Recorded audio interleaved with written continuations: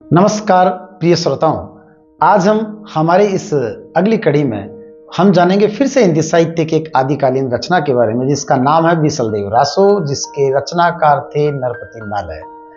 आइए आदिकालीन इस साहित्य जो एक वीर गेय मुक्तक रचना के रूप में जाना जाता है और इस रचना में किस तरह से राजमती और विग्रहराज उर्फ बीसलदेव दोनों के प्रेम कथा, दोनों के विवाह का एक सुंदर सा वर्णन है। तो आइए जानते हैं हम, जिसमें नायक विग्रहराज है अर्थात बीसलदेव जो अजमेर के सांभर के शासक थे, और वहीं पर जो नायिका है वो राजमती भोज परमार की पुत्री जो मालवा के शासक होते हैं। किन्हीं रचनाओं में माता प्रसाद गुप्त ने इसका संपादन किया था और उन्होंने 125 कहीं पर 128 छंद मिलते हैं, जिसमें जैसलमेर के भोज परमार की पुत्री के रूप में भी उल्लेख मिलता है। जानते हैं इस सुंदर सी एक प्रेम कथा को। तो आइए श्रोताओं, हम सबसे पहले ये जान लें कि इस बीसलदेव रासो के 4 खंड मिलते हैं। इन 4 खंडों में जो प्रथम खंड है जिसमें दोनों के विवाह का वर्णन है, तो वहीं पर दूसरा जो खंड है जिसमें नायिका राजमती के द्वारा किसी तरह का एक चुटीली बात कह देने पर रुष्ट होकर राजा के द्वारा उड़ीसा चले जाना, 12 माह तक वहां रहना और 12 मास में नायिका का विरह वर्णन जो इसके तृतीय खंड में मिलता है, और वापस उसी उड़ीसा से विग्रहराज का वापस आना जो तृतीय खंड में है, और चतुर्थ खंड में दोनों का पुनर्मिलन है। तो आइए जानते हैं इस सुंदर सी कथा के बारे में कि किस प्रकार से इसके चारों खंडों में इस कथा का उल्लेख है, वर्णित है। भाग प्रथम में कुछ इस तरह की कथा है कि जब भोज परमार की पुत्री राजमती जो इस कथानक में नायिका है, जब वो यौवन अवस्था में आती है, एक पिता चिंतित होता है कि इसके लिए योग्य वर की कहाँ तलाश करूं। एक पंडित को जब बीसलदेव और विग्रहराज जो दोनों एक ही हैं, इनकी बहुत शूरवीरता का चारों तरफ जो यश और कीर्ति फैली हुई है, इनकी शूरवीरता का जब पता लगता है तो एक पंडित को अजमेर भेजा जाता है, और वहां अजमेर में जाकर के पंडित विग्रहराज बीसलदेव उनके पास प्रस्ताव रखता है कि राजमती के पिता भोज परमार ने आपको इस तरह का एक प्रस्ताव भेजा है। जब भोज परमार के इस प्रस्ताव को बीसलदेव सुनते हैं, अति प्रसन्न होते हैं और स्वीकार करते हैं कि मैं एक उचित अवसर पर, एक शुभ मुहूर्त पर, शुभ लग्न पर मैं बारात लेकर के आऊंगा। एक उचित अवसर आता है, वहां से बारात लेकर के विग्रहराज बीसलदेव रासो में जिस तरह की कथा वर्णित है, तो बीसलदेव वहां अपने हजारों घुड़सवारों के साथ, हजारों हाथियों के साथ और ढेर सारे के वैभव के साथ कूच करता है, जिस तरह से मानो युद्ध में कूच कर रहा हो।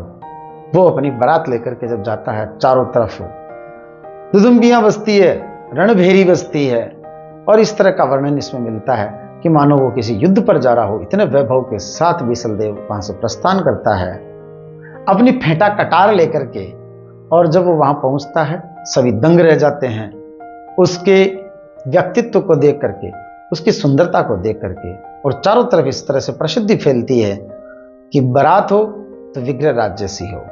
दोनों का विवाह संपन्न होता है और वहां से बीसलदेव अपनी पत्नी के साथ, अपनी प्रेयसी के साथ, राजमती के साथ पुनः सांभर अजमेर जहां उसका शासन था वहां पर लौट आता है। यहां पर किस तरह से वक्र तुंड महाकाय सूर्यकोटि समप्रभ, निर्विघ्न कुरु मे देवेषु सर्वेषु कार्येषु सर्वदा, जब विवाह समाप्त होता है और आगे यहीं से दूसरा खंड प्रारंभ होता है।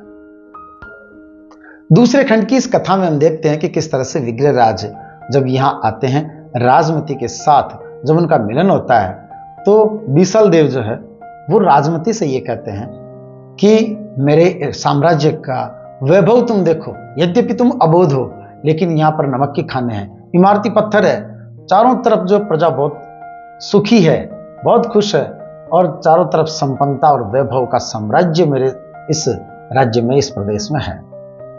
थोड़ा सा अखरता है राजमती को, और राजमती ये कह बैठती है कि आपके यहाँ पर तो नमक के खाने हैं, इमारती पत्थर है, लेकिन उड़ीसा के राजा के पास तो सोने के खाने हैं। बस जब राजा विसलदेव की जो गर्भोक्ति थी उसके प्रत्युत्तर में राजमती ने जब ये कहा तो राजा विसलदेव जो है उनके आत्म स्वाभिमान को ठेस पहुंचती है।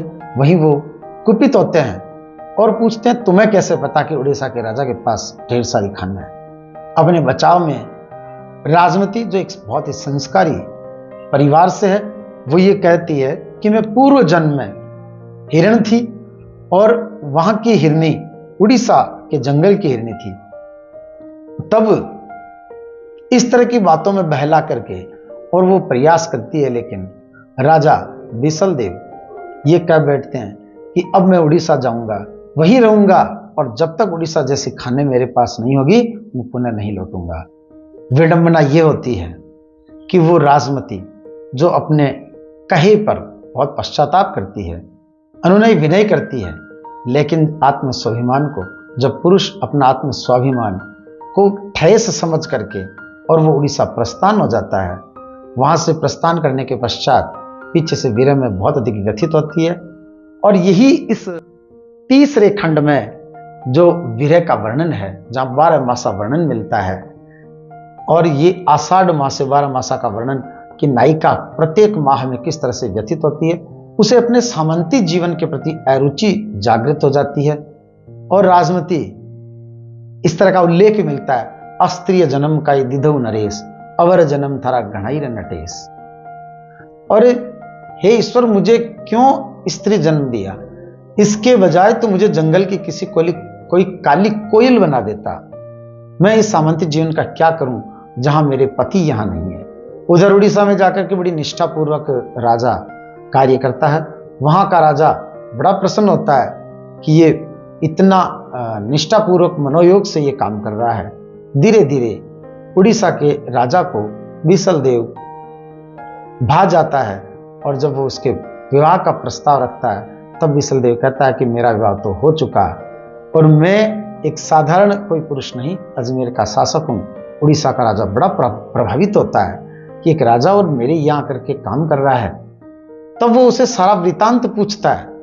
इधर से राजमती एक पंडित के हाथ संदेश भेजती है, जिस तरह से कालिदास ने मेघदूत में एक संदेश परंपरा का निर्वाह किया है, कुछ उस तरह की परंपरा का निर्वाह यहां मिलता है। और एक पंडित के हाथ जब संदेश भेजती है, इधर से राजा भी अपनी पत्नी के प्रति पूरी तरह से ईमानदार है और वहां उड़ीसा के राजा को यह कहता है कि राजमती के साथ मेरा विवाह हो चुका है। पूरा वृतांत सुनकर उड़ीसा का राजा उसे ढेर सारा सोना देकर के और ऊंटों के साथ भेजता है। मालवा में इधर वापस मालवा राजा के पास जब संदेश प्राप्त होता है तो वो राजमती को लीवा ले आता है।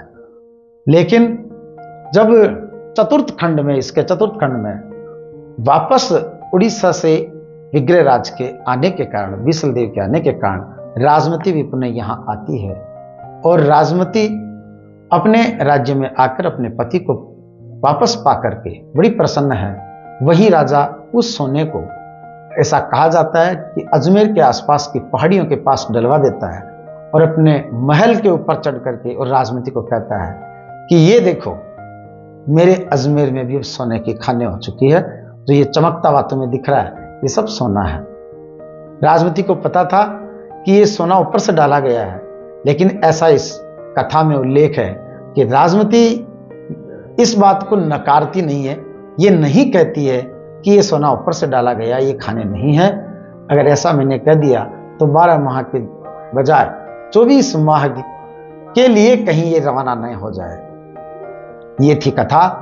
और इस तरह की कथा में आचार्य रामचंद्र शुक्ल ऐसा लिखते भी हैं कि 1272 मझारी जेठ बदी नवमी बुधवारी, नाल रसायन आरंभई शारदा तुठी ब्रह्म कुमारी।